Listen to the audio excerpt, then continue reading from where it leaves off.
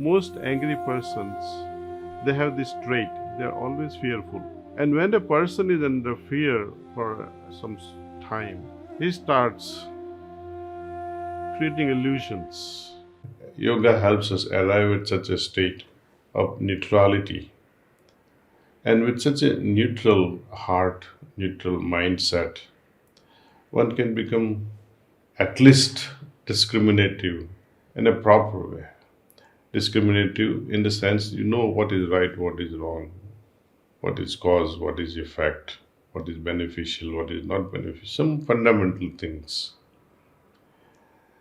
And when each individual in the society becomes so discriminative in a positive way, then the society only improves.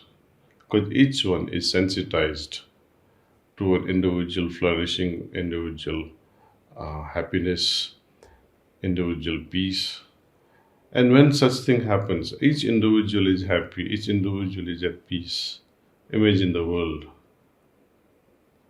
And such simple things are possible with meditation, see.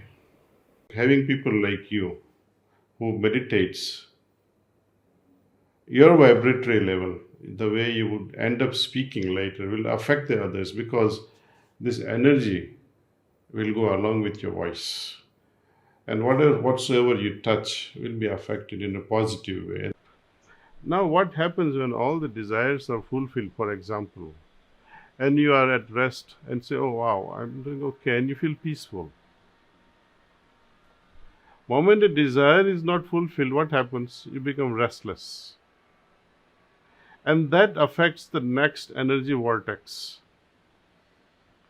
And if this restlessness continues because of non-fulfillment of desire, it turns into anger, and that anger settles also on a particular energy vortex which is somewhere here in the chest area.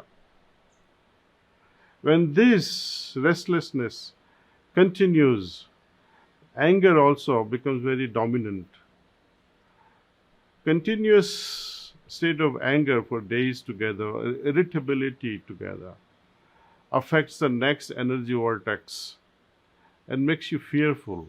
Most angry persons, they have this trait, they are always fearful.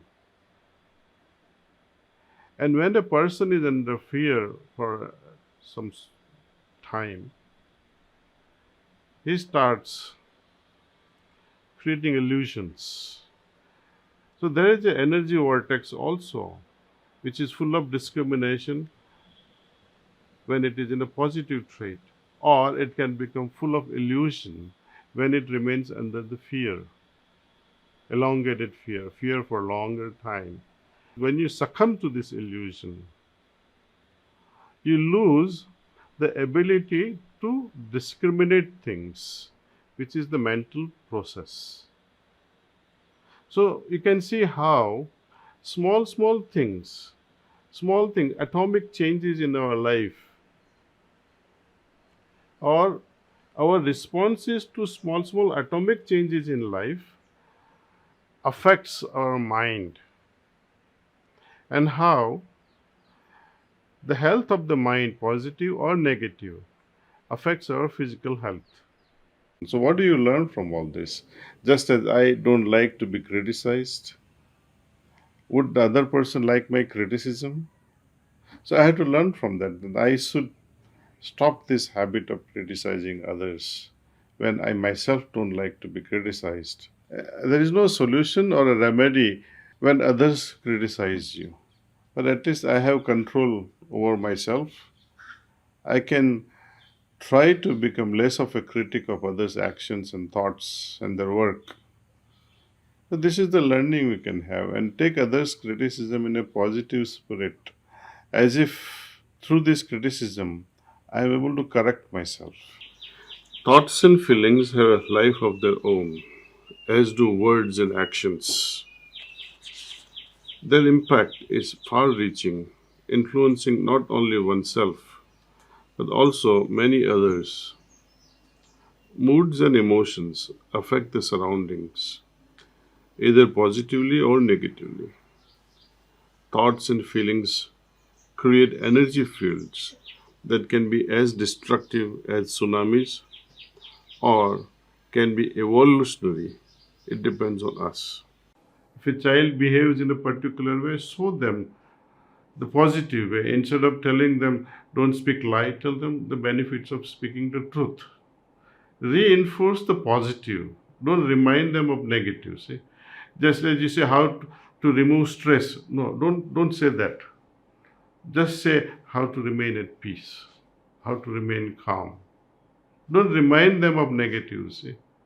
So I would recommend that during these tough times, negative times, instead of getting bogged down with negativity and anxiety and stress, it is better to look at this and see how I can take up this opportunity and spring up into a next level of creativity.